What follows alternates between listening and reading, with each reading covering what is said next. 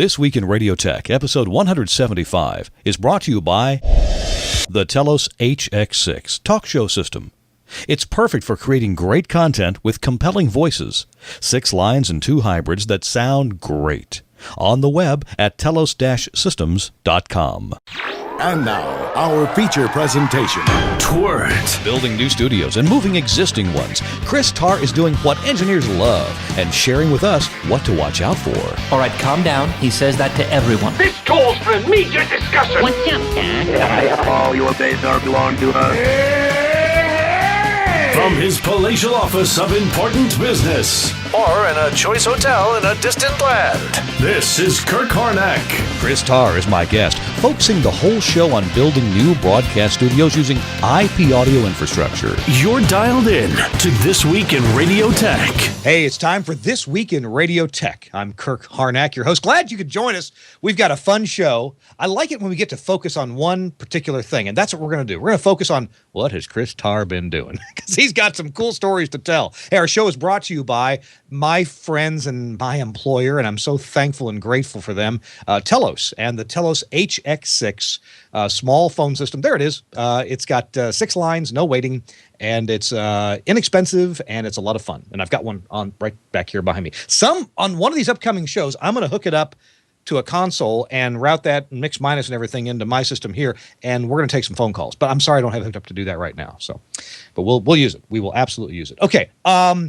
And this is the show where we talk about radio technology, all kinds of audio and RF technology, and sometimes just a lot of practical tips of how to get things done around a broadcast facility. If you have any interest in professional audio or broadcast or RF technology, you're going to enjoy the show. We talk about a lot of practical stuff and have some fun doing it. Now, my one and only co-host on the show, he's our co-host and he's our guest. So a few times tonight, he's going to interview himself, and that is Chris Tarr. He's live on location in Hales Corners, Wisconsin. Hello, Chris.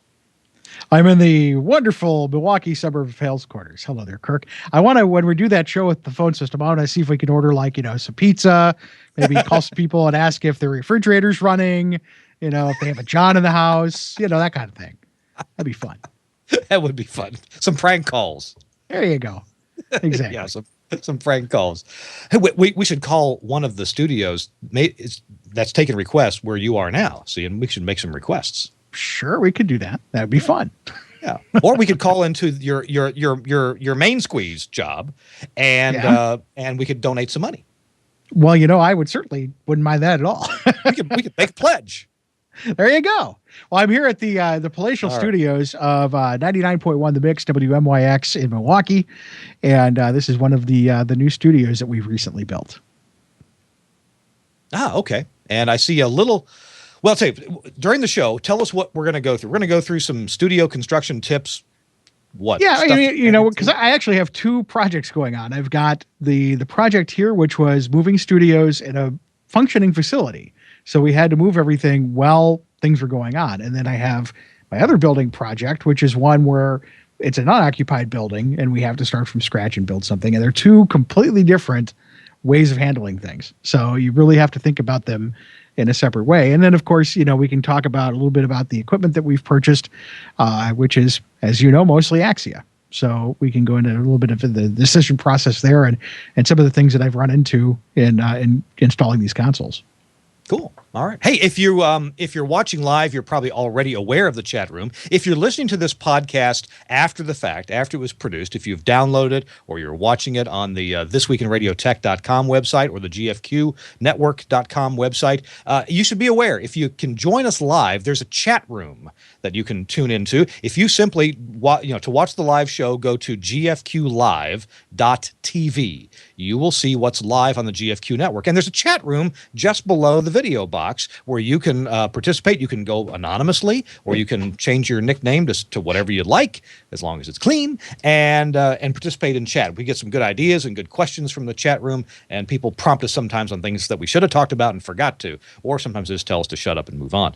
So you want to join us, you can do so live in the chat room. You can also, by the way, after the fact, you can subscribe to this podcast. It's on iTunes. I believe you can get, I know you can get the video. I think you can also get the audio. And there's other ways to subscribe too. So please go to, if you like the show, go to the website, thisweekinradiotech.com, or you can go to gfqnetwork.com, either place, and go to this show. If you're on the GFQ network, you have to click on This Week in Radio Tech and watch it, download the audio, or subscribe to the show from there. And you can join us each week. I've got several devices that download the show, so I can laugh at myself.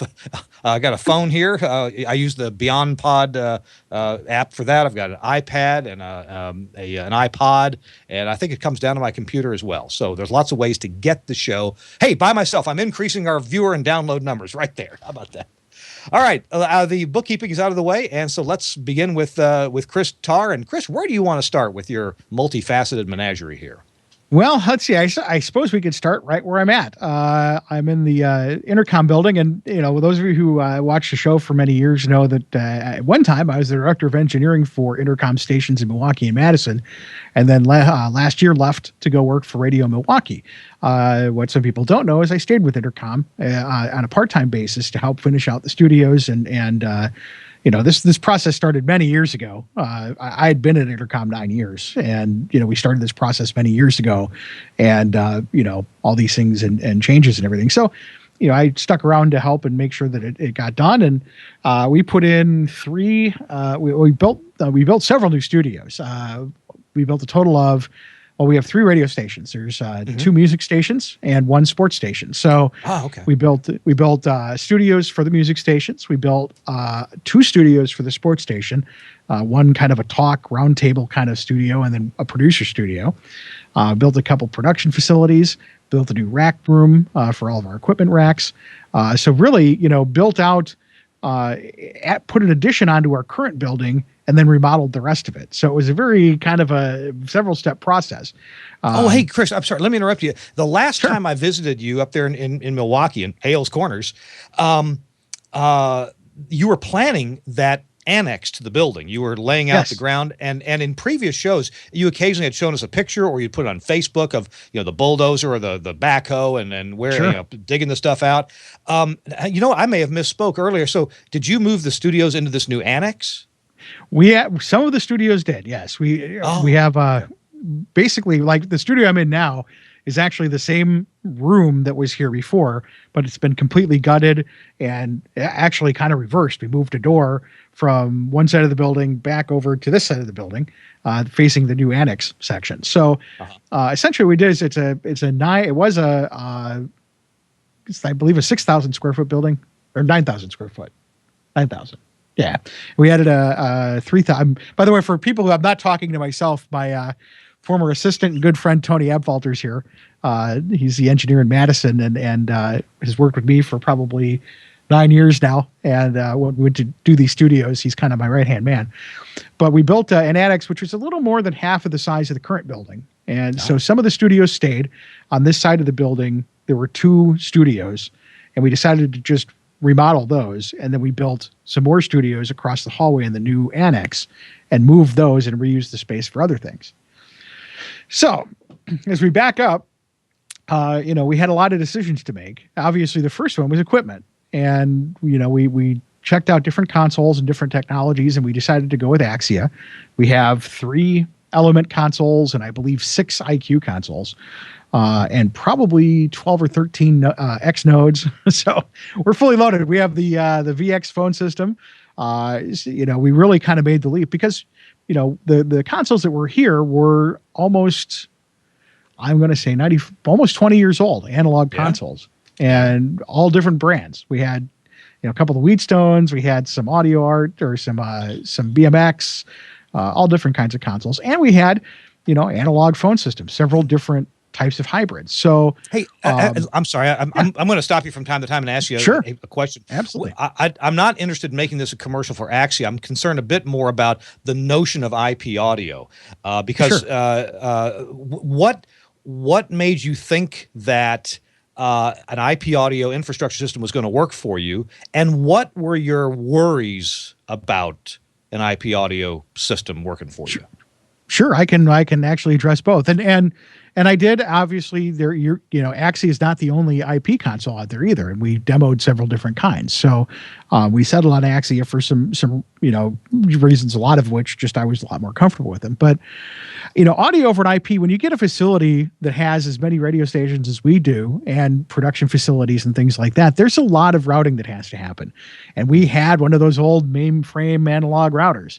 So it made a lot of sense, not only for many reasons. For the routing issue, we're also right outside the building here. We've got a 5,000 watt AM stick that tends to get RF into everything. So it addresses that. Flexibility and growth. If we want to add or make changes, instead of having to hardwire and rewire things, it's just a couple of clicks on the mouse. So, we kind of already knew that if we're going to do this, audio over IP is the way to go. Now, my fears, and honestly, as we first put the stuff in, some of these fears were realized at first until we got the bugs worked out, is, what do you do if all of a sudden you have network problems or something gets misconfigured and, things kind of fall apart? What do you do then? So, we did have one. It wasn't, it was actually more of a human error failure than a hardware failure, but we did have a failure or two up front that took us off the air. And that was kind of my biggest fear. In fact, my original plan was I was going to have one analog studio left just in case. But, we decided if we're going to do this, we're going to do it right. And we're going to, build in some redundancy and knock on wood, shouldn't have any problems. We did. A lot of stations didn't do this. I highly recommend it because we did. I bought main and auxiliary power supplies and engines for each of the surfaces. I bought an extra router and have it configured and hot, ready to go in the rack. In fact, I believe there's going to be some changes coming soon that allow me to wire both X nodes to both routers, to both switches rather. Yes, that's true. Yeah. To keep them live. So, yeah. We did spend quite a bit of money to do this right and to make sure that we had some redundancy built in so that if we did have a failure somewhere, it's pretty easy to route. And a great example of the flexibility that I'm talking about, the reason why one of the reasons I wanted to do IP is as we're building these studios, and I'll get a little bit more a little later on, I'll get into kind of the shuffles that we had to do to move things around. But we had a situation where I wanted to make some changes to our audio path between the studio and the STL. Well, if I actually took the equipment out and changed it around and stuff, we would have broken the signal flow of the station and taken it off the air. So with a couple of the mouse clicks, it was really easy to take the output of our automation system and send it directly to the transmitter, bypassing EAS and everything else. That would have been having to run patch pick cables around and into the patch bay and that sort of thing. Here, you just log into a computer screen, couple of clicks, and you're good to go. And you know what? And the automation is the usual thing that people will stick on the air so they can work on something that was on the air. And you're right; it's so easy to do. But you know what? What's fun is tell the announcer, I've got to work on the console, and I can put your microphone directly to the transmitter. I'll need you to vamp for about 2 hours. Right. Some of the guys here probably love that. It's like it'd be like a dream come true. I have to talk for 2 hours? Oh no, I can't. So that's a cool flexibility of IP audio with a computer. If you can buy a book on Amazon, you can probably work the interface, and make some mouse clicks and send audio where you need it to go. Right, exactly. And I think the hardest part for me at first was, I was kind of a noob with Axia. Obviously I've seen it in action and but I wasn't a real expert on it, and but it did take me long to get my head around it. I mean, I think that's the hardest part with IP audio is kind of getting your head around how things work. In fact, I still, at first had a tendency to overthink things like creating, mixed minuses and stuff. And so I realized that you're right. That's what I was doing. I've been doing this for 10 years and I was overthinking it all the time. And you're right. It's simple, but you don't know how it's going to be simple until you do it. Well, here's a great example of what I'm talking about. During our morning show gets fed to another station in the morning, and they take the microphone feed with minus the music, and they edit it and they put it on the air. So I need to feed them that I need to feed down down the line over an internet codec, I have to feed just the microphones, mix minus off of there. And we decided to take one of the, like program 3 or something like that as the raw feed to this other station. Okay. So, I thought about that. And I'm like, you got to remember to put program 3 in every morning when you come in so that it feeds the station. Well, wait a minute. After I thought about it a little bit further, I could set up a profile. So when you load your profile, it automatically turns those on in the morning when you come in. Yes. So, there are things like that where, you don't realize you have that power until you start to play around. We were just talking, I was talking to the program director for KISS FM, one of our other stations here, the other day. And he said, listen, we have some people that want to have a dead channel in between the microphones and the rest of the stuff. They want to have just an empty channel there to separate it, for whatever reason. Well, no problem. Tell me who wants it, and I'll reconfigure it, save it as a profile. They can come in and dial it up. So there's a lot of power there. And, I think even for a single station, I think if you're going to make an investment in new equipment these days, you just have to do IP. I mean, there's really no reason not to anymore. The prices come down enough, and, the flexibility and power that you get just in audio routing and configuration is well worth it. However, you do have to, the two things you have to get over are, number one, that it's IP, so you have to think in that realm and plan some redundancy in your plant for that. And second of all, you need to stop overthinking how things work in the analog realm. You don't have to. If I want to feed a source to 3 different studios, I'm not wiring it 3 different times, putting it on the network once, and any of the 3 places can listen in on that feed and bring it into their studio. Yes. Yeah. So I mean, there's some definite positives there. So and then go ahead. I'm sorry. Go ahead. Finish up. I got a question then. I was gonna say, that was also the reason why moving studios the way I did was made pretty easy because of that situation. So when you were thinking about different consoles to purchase and systems that you were going to install for this small move into the annex, I guess trying to boil this down to a simple. What were your concerns that had to get covered by the different things that you were looking at? Was there anything you had to learn in order to make a decision about which console, which IP, which infrastructure, whether to go IP or not? You're probably comfortable with TDM. You'd been using that or the analog equivalent of a digital TDM for a long time. What'd you really have to think about in making this decision? Well, obviously, track record was the big thing. We're market number 35. We're major market radio station. So, I literally in the years that I was here would measure off airtime in seconds a year. We just didn't, that didn't happen. So obviously reliability was number one. I mean, that was the most important thing on my list. Second of all was maturity. There are some other options out there for digital, but aren't as mature as the Axia platform. As I've mentioned before, the facility that I'm with now, my full-time job with Radio Milwaukee, we have Axia there as well. And it's been there for many years. So I was comfortable enough in the technology and the age and maturity of it that really wasn't the key. The key was, what flavor was I going to do? And again, I think, one of the things that kind of drove me towards Axia was the ability to talk to other types of live wire equipment. I think live wire has gotten to be to the point where, you could easily, pretty much anything you could think of that you're going to need in a facility has a live wire jack on it now, be it processors, transmitters, codecs, ISDN lines. So, what's the point of going digital if you really are going IP if you can't get everything on IP? If you're just taking just your consoles and everything else has to go through an AD conversion or something, that's forward, but not forward as I'd like to be. So that was really kind of the big step for me. Yeah. So now getting into the actual moving part, that was the fun part. We had to redo all of our studios. So, we had to plan on how we're going to do that. Now, 2 of our studios were moving into new physical locations. So that was a little bit easier. However, we had 2 studios, one of which was an on-air studio that was going to be rebuilt in the same room that it was located in.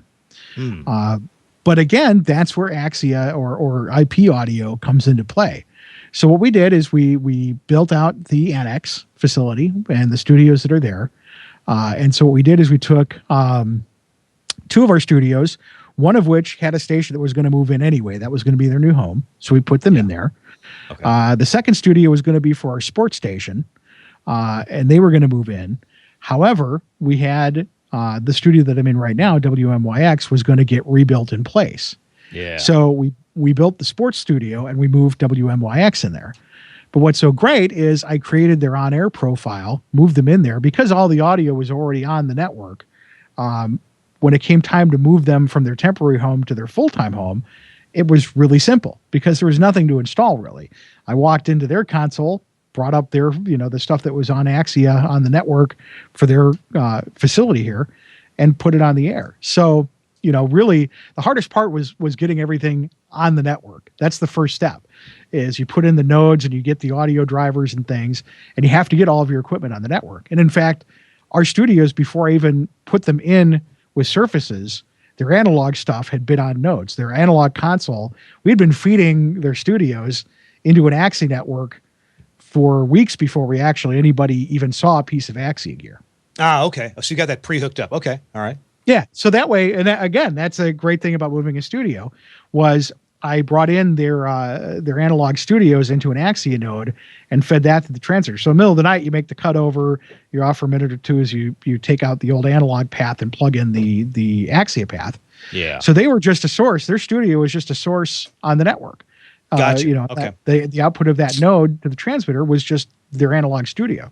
So when it came time, and this is one of the cool things that I love about Axia, when it came time to switch studios, you can create what's called a vMix or a virtual mix, which is essentially a virtual mixer of inputs. And then that creates an output that feeds something. So I could take their current analog studio and their new studio and have them mixed together on one output that fed the transmitter. So I could literally have them running in that studio, and then as soon as the song ended, tell them to start the next song from their new studio, and that's it. Done, without missing a beat. Yep.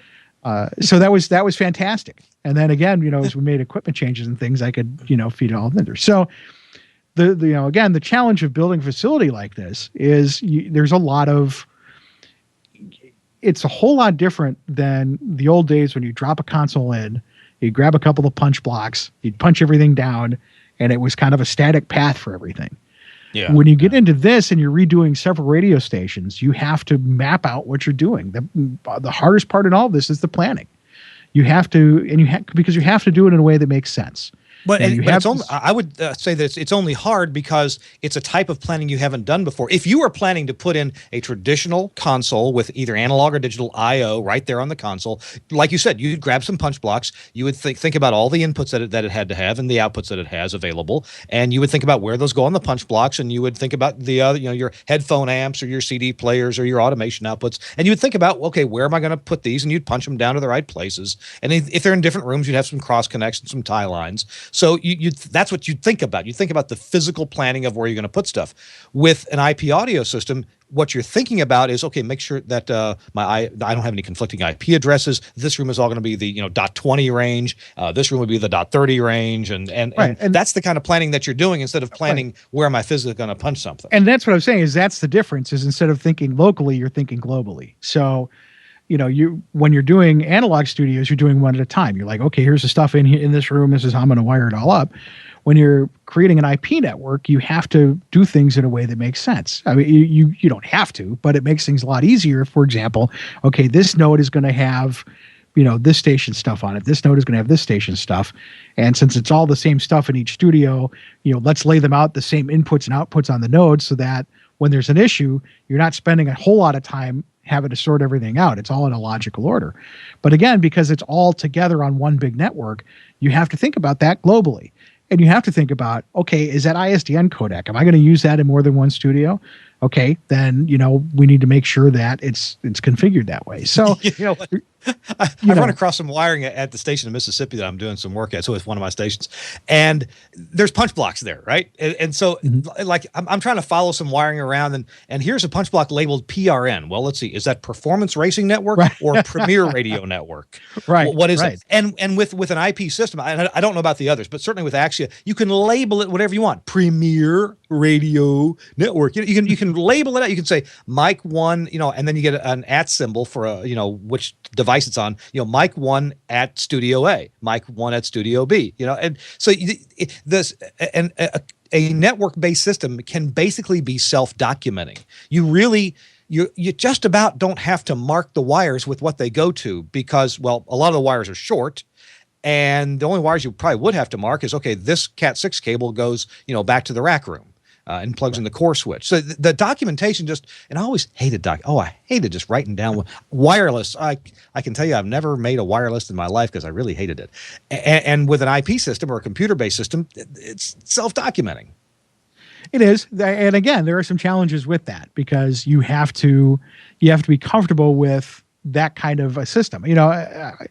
I've dealt with engineers that are very uncomfortable with IP and this kind of thinking because it's no longer punching down on a Kroner 66 block. It's IP, it's Cat 6, it's web browser based configurations. So that's a new thing for a lot of people. And if you're not really into that, it's difficult to learn. Now, a guy like me, that I'm really into that stuff and I'm fascinated by it. For example, we had some of those remote on-off switches for the mics that run on CAN bus. Yeah. I had no clue how they hooked up, but I'm like, I'm putting these suckers in. And I sat down, grabbed the manual. 5 minutes later, I had them programmed up and they were plugged in and running. So I think if you're a little more inclined to deal with IP stuff, by the way, it's easier. These panels you're talking about, they have this is for a talent to have in front of them, and you can have mic on off, and you can have there's a cough switch. There's a button to talk to the operator. Hey Bob, I gotta go to the bathroom. Can we wrap it up? That kind of thing. And then there's a volume control plus you can push it and get a selector of what source you're going to listen to. So you have a lot of power in this little thing, and you said it's 1 watt, 1 cable, and you said 5 minutes worth of programming, and bam, it was working. Yeah, and in fact, it was one cable. That would take hours with wires. Well, that was the thing. Is at first I overthought it. I'm like, oh my, because we put in like 4 or 5 of them in here, and I'm like, oh man, okay, so I got to do one wire. No, it's actually daisy chain. Take the last one, plug it into the console, and the console actually knows that it's there. It senses that that's on there on the CAN bus network. It says, oh hey, you got this thing here. What do you want to do with it? And I said, okay, great. This is what I want to do with it. Fantastic. So, there is a lot of that. I mean, it's an entirely new way of thinking. And if you can't get your head around it, you're going to have problems. And it's just, you're going to need to do some reading and you're going to need to do some learning. But for guys like me, really don't have a hard time grasping those sorts of things. I caught on really quickly. And, I consider myself now pretty much an expert at the Axia stuff because I've done all of these consoles now. All the almost 9 consoles I believe we put in. I did the programming on the bulk of them. Once you do it once or twice, it's really easy to pick up on. Hey, so okay, I'm always curious about what people do with an IP addressing scheme because this trips up engineers who haven't done it before. And I always typically a typical room, a studio, is not going to have more than 10 devices in it. Although it may come close nowadays, not going to have more than 10 live wire or IP audio devices in it that'll be plugged in. So I usually just give each room, 10 numbers, from like .20 to .29 and .30 to .39. Mm-hmm. How did you do it? Yeah, I did the same thing. And actually, I essentially did the engines with the same, like 20 is, is the first studio, 30 is a second studio engine, 40, like that. And that made it a whole lot easier. So I know that something ending in these 2 numbers is most likely an engine. If something is in this range, it's a, and again, that's what I'm saying. The planning of this network is really important because you need to, the more that you think about that and you do things like this, easier it's going to be for you down the road when you're trying to troubleshoot or make changes. You don't have to constantly go, okay, what was I thinking when I did that? You just know, everything that ends with this number is going to be this device, in whatever studio.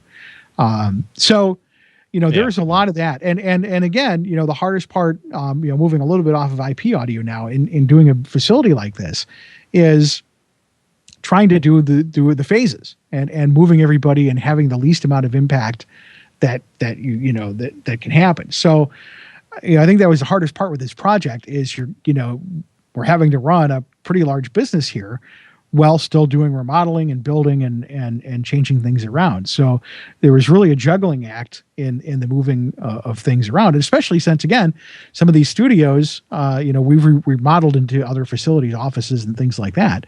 All the time, everybody's coming to work every day. Our parking lot's torn up, and we've got, different entrances for people, and our lobby was gone. And so it was a pretty significant, thing that we had to work around. Pardon our dust. Right. Yeah. Even things like security, we had to, where our lobby used to be is a hallway. The new lobby was in the new annex facility. So for a long time, we had to have people coming in and out of the back door. Well, okay, we can't just have people wandering in the back door. How do we handle that? So we ended up getting a, security camera with a buzzer, and we had an office right inside the door, and we moved the secretary receptionist into. So, there are all those sorts of things that you have to kind of consider as you're doing a project like this. And again, if I had to do it over, that's probably the one part that we didn't do an excellent job with, was kind of planning for these kind of, scenarios. It was kind of like, hey, guess what? They're coming tomorrow to tear up the parking lot. We better do something. That does kind of creep up on you, though. Yeah, there was a lot of that kind of stuff. And, or we'd get into things. We're in the radio business. We kind of plan for football remote season. We plan for, our Christmas countdown and our New Year's countdown. We don't really plan for the parking lot getting torn up. Well, and here's the thing is, unfortunately, I don't want to say unfortunately, that's a wrong choice of words, but the engineer of the facility, the broadcast engineer, it usually all this stuff lands on him. Now, I don't know about you, but I'm not an expert on building buildings. I'm not a construction guy. I'm an electrical guy. I wire gadgets. So, that was the hardest part for me is, they kind of expect you to, since you're the most technical in the building, to kind of just like you're born with this knowledge of how buildings are built and how these things happen. So it was a real learning experience for me too, because they'd ask me questions. I don't know. What do you think we should do? And a true story, our president of Intercom, or the radio president of Intercom, Wheezy Kramer, who's a wonderful woman. She's just fantastic. A good friend of mine. She came in and, she has this pretty good Southern drawl. And she said, you know what? I said, what's that? She goes, every building project I've ever done at a radio station, the engineer has the nicest office because he's the one doing the construction. I don't want to see that here. And, it's true, because we're the guys who are building it. So it's always the engineer's office and the studios are the two places that are just fabulous. And everybody else's office is like sales office and everything. That's all right, because we're the ones who end up handling all that. But it's a huge, learning project because they kind of lean on you to be the guy who knows everything. So I think, that's one of the pitfalls going into the project like this is, making sure everybody knows that, I may have the same kind of questions you have. So, be sure to have some people on speed dial that you can call to get the answers to. Even things like, soundproofing, what are the best ways to do that? We have an issue here with, with our AM station. How do we, RF proof the rooms?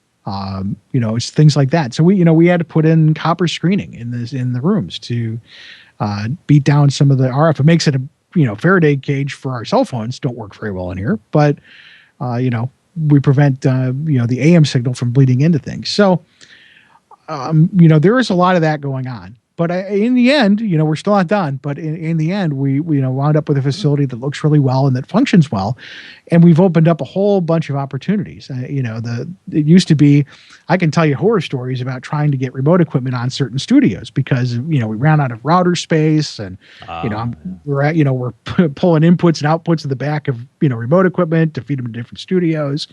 That sort of thing. Even that's a good point about an IP audio network. You don't run out of router space, so to speak. It would be crazy if it did. And the incremental cost of increasing it is pretty low. Right. Well, and again, the way I describe it to everybody here is that because they go, well, can you route this to this? Can you route that to that? What if think about it this way: all the audio in the building is everywhere, and all you're doing is wherever you're at, you're just pulling it in from where, it's all out there. You just have to figure out, bring it into wherever you're at. So, all your audio is everywhere. And one analogy is What if people asked you, can I get Google on my computer? Yeah. Can I get Yahoo on my computer? Absolutely. I've wired that up for you. Can I get the Chinese news service on my computer? I'll make that happen for you. No problem. Yeah. You know, it's all there. Or, but even an analogy a little bit further, I can get Google on your computer and my computer at the same time. That's right. We can both look at Google together. There's a lot of that, learning that has to go on. And that is, that's one thing that we should talk about is, there is some staff training that has to go on. This is a whole lot different than your old analog console. There's a whole lot of things that are different. And so there's a bit of a learning curve with your staff too in a process like this. We didn't really have an opportunity to set something up for people to play with because as we built studios, we had to move them. We were on a timetable. So it was kind of like, hey, when you come in Monday morning, you're going to have new stuff. We'll be here to help you, but it's going to be here. We did some quick training sessions, but, I think everybody picked up on it pretty quickly and got used to it. And, they're kind of getting to be experts now. But you look at that compared to the facility that I'm building for Radio Milwaukee, and that's an entirely different process. That's a process where we don't have to do it in stages, and it's a whole lot quicker. This process here, we're coming up on almost a year with remodeling and building because there are weeks that we have to take off. We can't do any construction because of phasing problems. Like this has to be done. For example, we'd have to have a studio dismantled before they can come in and remodel it. Well, that takes a week or two. And while that's going on, they can't do anything else. So, this project took almost a year. The one I'm doing for Radio Milwaukee, which is all new studios and offices and everything from the ground up, that's like 5 months. I think we're going to start it actually less than that. We started in May and we'll be done in August. We'll be moving in the end of Would it August. be too aggressive or too optimistic to say that when you're at the Entercom facility, you say this has been going on almost a year. Yeah. Did the actual studio wiring, does that contribute markedly or significantly to the delays? Because my impression is if you need to wire an IP audio studio over a weekend, you can probably get that done. Well, let's see.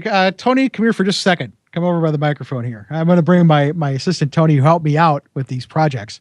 This studio in here that we put in, how long did it take us to do that? How many days was it that we worked on wiring this all up? 2 hours. Maybe. 2 hours? Yeah, it was 2 hours to get this studio on the air. It's like hooking up a stereo, dude. It is. No, it really is. It's as simple as, as Tony was kind of connecting everything with the Cat5 cables, I was on a web browser configuring source inputs and outputs and the layout on the board. Yeah. Now, we kind of joke about that. That's now counting everything was already on the network. All the imports were already connected to nodes and that sort of thing. Yeah. But again, that's what's so great about it is once you get that set up. Now, if we need, the hardest part was getting the nodes in, the original nodes in, and all the equipment originally hooked up. I think our first studio that we put on with Axia, where we had to actually start hooking stuff up to nodes, I believe took us about 6 hours to get everything connected and talking on the network. But then once the bulk of the equipment is there, you put in another surface, you're just assigning sources. I mean, it's really pretty easy. Production studios, we're doing in 45 minutes getting them live because all their equipment is already on the network. So it's really easy to do. Yeah. So it does. I don't think, now Tony and I, we did our Madison studios a couple of years ago, and those were all analog. And I'm here laugh back there. We did those studios. We did three, there are 3 stations there too. Now those we literally, I believe, started on a Friday night and worked through the weekend. Is that right? Took us a couple of days to get all the wiring done because punching things down, running, Gepco Snake, the 25 pair cables, all that kind of stuff. That's an entirely different ball game than what we did here. We literally, what took us 2 or 3 days to do, we're getting done in a couple hours with IP. It's just a whole lot easier. And you still tell the manager it'll take 2 or 3 days, so you can get the then surprise them, right? Right. Yeah. I can under promise and over deliver. But think about that. I mean, we didn't have issues of bad punches, ground loops. All that stuff goes away. Because, we used Studio Hub adapters for the stuff we had to do analog on. So, I mean, everything is connected through a Cat6 cable, either natively or through using adapters that connect it to to the Cat 6 that plug into the back of the analog nodes with Studio Hub. So we're not sitting there slaving over soldering irons and trying to grab our punch tools and hope that we get the punches down correctly. All that goes away. I mean, and that's probably the worst part of building a studio. And when we did the Madison studio, there were more than one punch that we did out of phase or something because we were tired or worn out, or we just our eyesight wasn't as good as we thought it was, and we punched the wrong thing. So it's a lot more reliable. It's a lot easier, and you walk right in. And most of the time, first run out, everything on the surface here did what it was supposed to do. We are talking to Chris Tarr about building studios in Milwaukee, Wisconsin at the Intercom stations. And that's taken up the first half of our show. We're going to finish the show out by talking about his current project, which he's actually moving a community radio facility. And we're going to hear about that in just a minute. You're watching or listening to This Week in Radio Tech, episode number 175. We're featuring Chris Tarr and what he's been doing. Because Chris is in there. He's in the trenches day in and day out. Enthusiastic guy. He's fixing transmitters, throughout Wisconsin and driving around. He's driving racks of gear around in his Miata. The guy's unbelievable. And by the way, Chris, if folks are interested in participating in the engineering forums and discussions that you've set up, where do they go? What's the website? Broadcastengineering.info. The site is called The Virtual Engineer. We'd love to have you stop by. All right. I'm signed up. I haven't been there in a while. I need to, but I'm signed up. You should be too. Hey, our show is brought to you by the folks who are my employer, Telos Systems. And I want to tell you about the HX6 because you need to know about it. The HX6 is I want to say brand new. It's been out for a few months now. There's plenty of them out in the field. This is a 6-line phone system. And by the way, I want to point out the IQ6 has a brother called the HX6 has a brother called the IQ6. Here's the deal. If you have Axia, if you have a live wire studio already, you don't need the HX6. You can save yourself almost $1,000 and get the IQ6 because it has live wire I/O and you don't have to spend money on all the other I/O. In other words, the IQ6 doesn't have analog inputs and outputs. It has POTS phone lines and live wire, and that's it. But if you don't have an Axia setup, you want the HX6 6-line talk show system. Now, a lot of you folks are familiar with the good old Telos 1X6. Well, imagine jettisoning the 1X6 into the current technology where we have Ethernet and we have IP control and we have great Omnia audio processing built in and we have 2 telephone hybrids for proper conferencing built into the HX6. That's the HX6. It's 1 rack unit. You can get it with 6 POTS lines or 3 ISDN lines. And then it's got all the audio I/O on the back. It's got analog inputs and outputs. It's got a program on hold. It's got GPIO control. It also does have live wire. So if you want to include it on your live wire network, if you have one, you can. The way you control it is with one of our VSET 6 controllers. It's a beautiful phone. It's absolutely gorgeous. It's got a big color display. It shows you the caller ID from both POTS or ISDN connections. It's got great status symbols that change and animate as things are happening, as callers are calling in or as they're on hold, as they're on screened hold, when you drop them, if you busy the lines out, before a contest. You can do all that kind of stuff with the Telos HX6. What else about it? Oh, yeah, you can. It has a beautiful web server built in, so you can browse into it and set it up that way. You can do most of your setup from the front panel. There's setup there, or you can do it from the web browser. I've got an HX6 behind me here, and it's kind of too small for you to see on the screen, but it does have dedicated LED input and output level meters. So you can see the caller level and you can see the input level.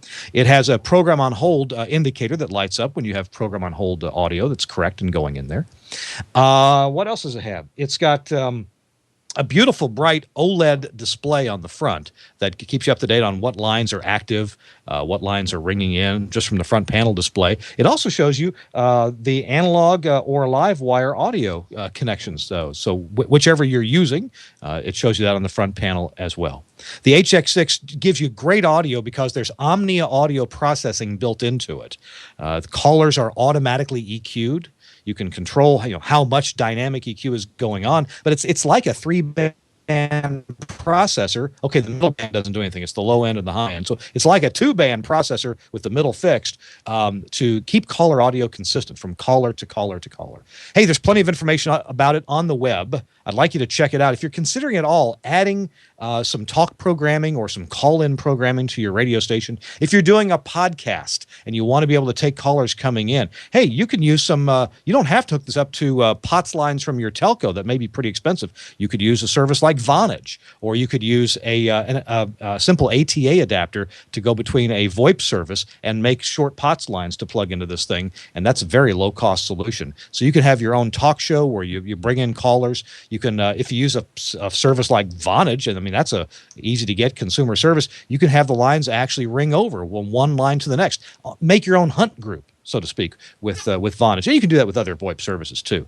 So check it out, the HX6. It's on the website telos-systems.com/HX6. Or, of course, you can click the little button on the website. So check it out. I like it. Oh, it comes with call screening software, too, from the folks at Broadcast Bionics. Dan McQuillan, who we had on last week, his company makes the free X-Screen Lite software that comes with every one of them. All right. On the web, telos-systems.com/HX6. All right. Twert 175 with Chris Tarr telling us about his adventures in Milwaukee. Chris, what's next? What are you going to tell us about? Well, now we move over to my other job, which is Radio Milwaukee, a nonprofit community radio station. Large signal. It's actually owned by, the license is held by the Milwaukee Public School District. The nonprofit that I work for actually has essentially an operating agreement, long-term operating agreement to operate the radio station. So it's kind of like one of those deals where they, Milwaukee Public Schools, they hold the license. That's about it. We're a separate entity. We can do the programming of the radio station. Well, anyway, this the radio station's been on the air since I want to say 2007, and they took over the school district's facility, which is a tiny little space in the basement of MPS's Central Services building, which is like their administration building. Already, they've grown out of the space already because obviously, Radio Milwaukee has their own administration staff. We took basically a storefront across the street from MPS and put our administrative facility over there. So we're spread out and the space is really small and there's really not a lot going on that's real conducive to our programming. We do a lot of music, a lot of live music, that sort of thing. So it was decided well before I was hired that they wanted a new facility. So, part of the process of bringing me on and one of the reasons they kind of pursued me a little bit was they had this project going on and they needed somebody to take care of it for them. So we found this beautiful building in downtown Milwaukee. It had been vacant for several years. Originally was an industrial building. And then in the early 2000s was remodeled into an art gallery and a restaurant. And then about 2006, they went out of business and the building had been empty ever since. We looked around and it was perfect. I mean, it was a fantastic building. In fact, it was a little bit more than what we needed, but it had a pretty much open first floor and open second floor and a very nice roof. I believe it was 14,000 square feet. So we, made an offer and we got the building, we bought it. And then the fun began, what we're going to do with it.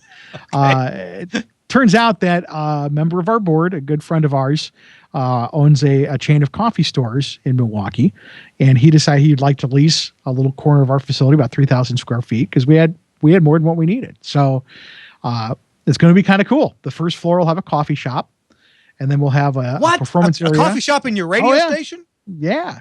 Well, here's why. Now we got the coffee shop in the little corner, but then we've got a performance area that seats 100 people, along with our studios. That's the first floor. So we do a lot of live music, a lot of live local Milwaukee music and some national stuff. We've had the Wallflowers on the air live performing. So, what we have been doing is we've been working with our nonprofit partners with the Pabst Theater, Riverside Theater, Turner Hall here in Milwaukee. I have ISDN lines at all those facilities. So when bands would come to play, that's where we would have them play, or at these other facilities, because we have nowhere to put them. We're in the basement of basically a school building. So, we've decided to, we're going to build this very nice performance facility, and right outside of there's a coffee shop. So you can come in even when there's not anything going on and have coffee. But when there's performances going on, you can come in, get something to drink, watch the show. In fact, you can watch it from outside on the street. There's going to be, outside dining, and you can see through the window into the performance area. There's something about radio and food that just goes together. Oh yeah, I'm like, you're seriously putting a coffee shop in my radio station? Sign me How up. good is that? I am so there. Man. So Yeah. and I guess they're getting a liquor license too for beer apparently. So that'll Whoa! Holy cow! Yeah, you should name the bar, as was on the chat room. You should name the bar the Transmitter Site. Yeah. Excuse me, I'm going to the Transmitter Site. But what's great is we were worried because we knew we had to lease out some space because it was just too big of a building and to kind of help with the expenses. So we were kind of concerned that it was going to be somebody compatible. And fortunately, the guy who owns the coffee shop is on the board of the radio station, a big fan, and they're actually embracing the radio station part of it. I mean, they want me. I'm sending them pre-delay feeds of the studio so that people can watch if we have the windows open. People can watch the guys on the air talking in real time, and they're going to pump it out all over their building. So, it's a real good relationship there. And of course, like I said, it's right next to our performance space, which it's kind of cool too. We have big garage doors, so we can open it. We can, have it private so that the coffee shop's doing their thing and we're doing ours. But if we're doing an event where we want them involved, we open up a bunch of garage doors and it's a huge open space then. So anyway, so we've got that. Then we've got 2 studios downstairs in the rack room, or as we call it, the Technical Operations Center. Then we have on the second floor, we have our administration and, basically our office. And we have a couple of more small studios there. Then on the roof, we have another performance area. We'll actually have a little stage. One half of the roof is actually reinforced. So we can do performances up there and have a crowd. So we have an elevator that's going to go all the way to the roof. You can come out. One half of the roof is a green roof, so there's plants and everything. Then the other half is a performance area. The backdrop of the stage is Lake Michigan. So it was, like I said, this building was just perfect. It was just for all of these reasons. We couldn't have planned it better. But again, there are some challenges there that I had to take on an entirely different set. This was not about staging or, trying to phase things in and out and move things around. It was, here's a building that's empty, and now we have to make it a functioning radio station. How do we do that? And again, IP audio is part of that. The facility already has Axius, so that was already there. But we have these new elements that we have to add. We have a performance area that we need to get audio in and out of in 2 places, on the roof and downstairs. So I'll be, adding some X nodes to the equipment there so that we can just plug it right into the network, and great. Now we have an audio feed to and from the studios. So, their IP fits in there a lot, but you have to start looking at things like soundproofing, are the way part, I brought in a acoustical engineer to help me design the studios. We're not talking NPR. We're not talking recording studio level, but we don't want audio bleed to, any significant audio bleed in or out of the studio. We want them to be relatively quiet. However, we're in a building that has concrete floors, really high industrial ceilings. It was a factory. So there's a lot of echo and a lot of things like that. So there were some challenges there. So how we did that is essentially the studios are going to be boxes, or they are boxes because we're pretty far along. And the boxes have 3 layers of sheetrock, staggered studs filled with insulation. So there's actually... So you're building your own boxes. You're not buying those prefab studios. Yeah, no. We're building them because, we wanted the flexibility to build what we needed, and the size that we needed. We didn't waste any space. So the way we've built it is, for example, like I said, the walls have 3 layers of sheetrock on the outside, then staggered studs where we take the studs and we have 2 layers, but they alternate position. So it's almost, if you look at it directly on, there's very little space in between the studs because there's 2 layers and they alternate. Okay. We fill that with insulation. Then we've got 3 more layers of sheetrock on the inside. So, and not only that, but the framing that went in, the framing sits on kind of a like a fabric, like a felt kind of thing. And then they're bolted into the floor using rubber gaskets. So there's, a little less vibration transfer. But then the ceiling is the same thing. There's ceiling, 3 layers of sheetrock, insulation, 3 more layers of sheetrock on top of that, and huge gasketed doors and things like that. But again, one of the neat things about this is, this project here at Intercom, there's trade-offs for everything. With Intercom, we had to, there's a lot of people, a lot of mixed uses, and a lot of different things going on. So there were some compromises that had to be made in certain situations. With the Radio Milwaukee project, we are about radio. That's all we do. I mean, we have underwriting, but we don't focus on advertising. And so it really was about the experience and about the music and the radio station. So I had a lot of leeway within, obviously had a budget, but I had a lot of leeway to design things the way I wanted to design them. So I could work with the people on the air and go, hey, what if we did this? What if we did that? And, we came up with some fantastic ideas. Like, for example, one of, little things that we're able to do. We have a lot of musicians who are on tour come by to play. They're performing at the, theater or venue in the evening. They pull into town earlier in the day before they do their sound check. They come by and perform for us live. So, What do we do? Well, we wanted to make it good for them. We want to make it nice for them. We have a pass-through conduit in the wall where we can run out power to their tour bus. We can run out, everything that they need. But also we have a green room, and off of that green room is one of the bathrooms has a shower in it, and we have a little laundry facility, a little washer dryer. So they come in off the road after being on the road for, hours driving around. They can get off their bus. They can go upstairs, watch some TV, take a shower, maybe do a load of laundry or something while they're waiting, do their performance in our facility. If they want to run an audio feed out to their bus or whatever, no problem. Right through the wall, and there you go. You're just missing the salon for the mani-pedis. Right, right. Well, we might be able to do that too. I don't know. They can certainly go get some coffee at the coffee shop. Absolutely. Yeah. So, I was able to think of those things, and things like, I wanted to have a, auxiliary air conditioning unit in the rack room in case there's a problem. Okay, we plan that in. In a project like this with Intercom and commercial radio, there's a lot of cutting on both sides, programming and non-programming. And that's the same thing in this project. However, because our mission is radio and our mission is broadcasting and arts, those held a much higher priority. We cut furniture budgets so that we could have the things we needed in the audio facility. I'll never use them, but I'm like, I really you can't have enough Cat 6 in the studio. So all of the studios have 12 runs of Cat 6. But as you know, with Axia, it's 1 or 2 and you're on the network, but you just never know. Down the road, maybe I'm going to need more. Voice over IP, again, we're starting with nothing.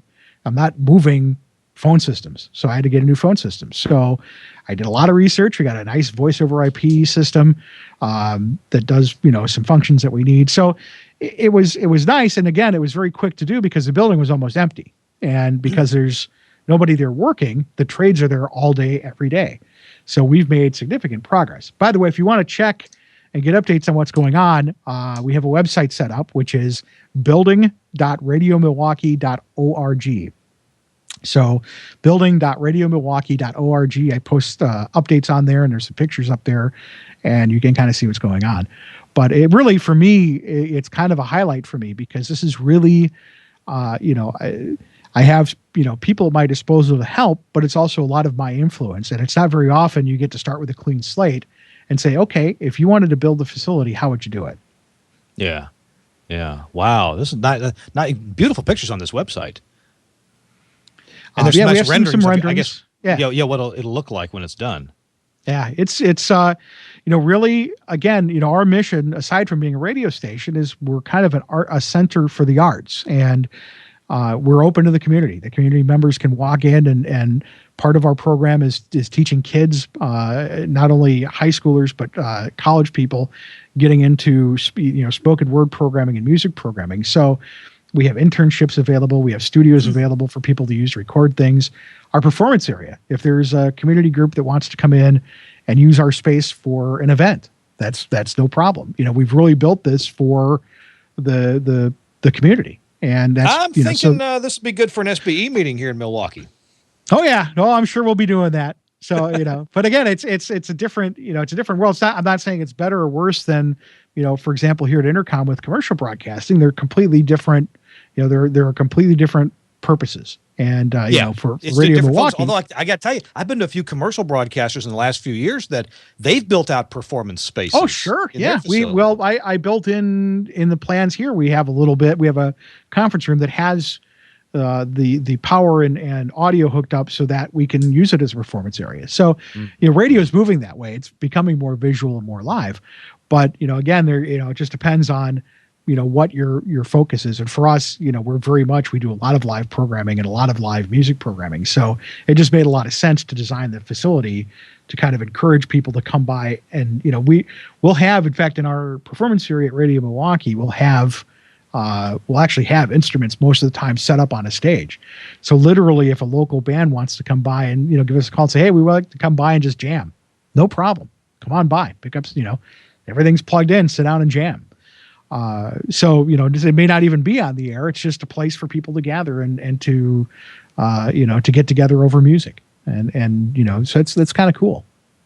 Wow, nice. You must have some good leadership there at Radio Milwaukee to have the vision to do this kind of thing. I think a lot of community stations, I'm not saying they lack the vision, but they may not have the financial backing because they may not know how to raise the money, maybe in too small of a community. But obviously, you've got a situation there where smart people have done what needed to get done to get a beautiful community radio station happening. And also by providing the kind of programming that is probably not provided elsewhere in Milwaukee. It's unique, and it attracts those element of people who are willing to be donors, to support it. I'll tell you what. I mean, we do. Obviously, we do a lot of fundraising, and we have a lot of underwriting and things like that. But we've been very fortunate, and you've hit it on the head. We're doing something that nobody else in Milwaukee has done, and it really was something that obviously people it just struck a note with them. We just get an unbelievable amount of support from the community. And again, it was the one job that came about that could tear me away from Intercom. I love Intercom. In fact, I'm still here on a part-time basis, but they kind of came, we had this conversation and I saw what they were doing and I saw their vision, and it was the one thing that tore me away because I saw what they were doing and I so much wanted to be a part of that, and I could see where they were going with this. And you and I have talked about this for years, how much I believe in the power of radio and community. And so, when they came to me and they said, hey, we're looking for a guy, and here's some of the things that we need to have done, I was like, I honestly, between you and I and the people watching the show, I took a pay cut to take the job because I believed in it that much. And I have to be a part of that. So it's very rewarding. And again, the nice thing is, I'm still friends with everybody here at Intercom. I'm still a part-time employee, and I still, have my foot very much in the door here doing work for them. So it was really the best of both worlds because, I could pursue this passion of mine with Radio Milwaukee, but I could also keep my hand in all of the things that I had planned and built here. And so I really didn't have to leave this to do that. I kind of was able to do both. And it's been a lot of fun. It's been a lot of work, but it's funny because the things I learn from one place, I can use at the other. And that goes both ways. I mean, there's things in both projects that I've learned that I've been able to apply. But it really has been, you were joking about it on the phone before how, I go in here and go tear this wall down and then realize I'm in the wrong place and say, no, wrong building. Hey, I was just looking at this at the website, building.radiomilwaukee.org, and I had gone to the 88.9's new home link, and that shows what it's going to look like, but doesn't show the current status. Go to the latest news link, and there's all kinds of pictures there. The recent one of the cat cabling that just got pulled. And then there's beautiful panoramic pictures of the construction going on, all the metal 2x4s, and then just lots of updates about that. And then down at the bottom, there's just great pictures of this place getting torn apart and put back together. I also, occasionally will post stuff on Facebook and Google Plus, and as you've seen of the stuff that's going on. Sometimes the pictures on the website take a little while to get there. They're probably about a week or two old now. I was just over there today, and most of the walls downstairs are up now too. So it won't be much longer, and we'll start seeing some finishes. One of the cool things is we're using reclaimed barn wood for the walls in the performance area, And we weren't sure where to get the wood from. You could buy it. So we put a note on, and again, this just shows you what kind of a reach we have with our community. We put a note out on Facebook saying, hey, if you know of somebody who has a barn that needs to go away, we're looking for barn wood. And we had a guy who listens to the station who said, I used to do this for a living. If you can find a barn, I will donate my time and take it apart and get you the wood. Great. So we put something on Facebook and just, hey, do you have a barn? Literally 20 minutes later, we had a listener email us say, I have a barn that needs to come down. I would love nothing more than to know that wood went into your performance. Oh, that's great. And hey, they donated the barn. That's awesome. And that power of radio, the power of reach, the power of people who want to do good. I got to tell you, if at your station you need 2 mascot cats, I'll help you out. I got 2 cats that, their days here are numbered. No thanks. So anyway, but yeah, it just kind of proved the power, not only the power of, what we do, but the power of radio and how you can make those connections. So literally within a half an hour, we had more barnwood that we know what to do with. And the woman who donated it is just beside herself. She's so excited to know that that's going up in our performance areas. So, we get to do a lot of things like that, which are really neat. So again, it's just, it's real rewarding to be able to kind of keep my feet in both places and work back and forth and, be able to grow like that. And then, again, as you were seeing the other day, still doing contract work. I'm still working on transmitters in the middle of nowhere and fields and stuff. So I still keep myself very active, but, again, with Radio Milwaukee, especially, it's a lot less because it's not 6 radio stations like I had here. It's 1. I can focus my energies on 1. And so, the results are real interesting to watch. So there you go. I actually, believe it or not, do spend a lot of time with my wife and kids too now. So I've been able to balance it pretty well. Hey, I'd love to get some updates on when you start the wiring and moving furniture and putting when you start tell you what, when we need a little update on this, photo update, when you start with the first basic infrastructure of connecting those cables you've run to things, and then as we go along and build in the studios, we're going to want to see that, and then of course I'm coming up for the grand opening. Well, we're going to be moving the weekend of August. I believe it's 23rd or 24th. Tony, who you saw. Oh yeah, no, we will be done by then. We'll be done mid-August. Wow. Tony, who you saw here, and again, I should mention this too, and he's not in here to hear it, but these projects go so much easier when you have a trusted person to help you. Tony and I have worked together for years, and he's one of my, in fact, I officiated. I became a reverend online to officiate at his wedding. He and I are best friends, but he's also was my assistant for so many years. He's going to be helping me with the move at Radio Milwaukee.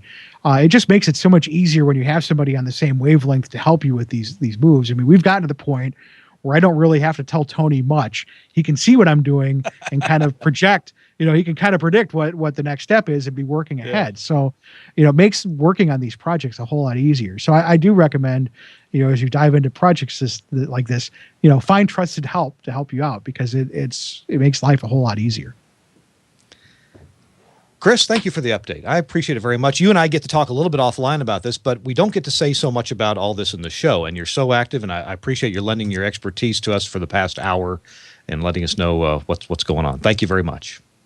Oh, you're so welcome. It's great to talk about it. As you can tell, I'm pretty excited about the whole thing. Well, all right. And the website, broadcastengineering.info, if you want to participate in the online engineering forums that Chris has made available to our industry. Thank you very much. Our show, this is Twort number 175. It's been brought to you by the folks at Telos and the Telos HX6. And now it's time for my plug.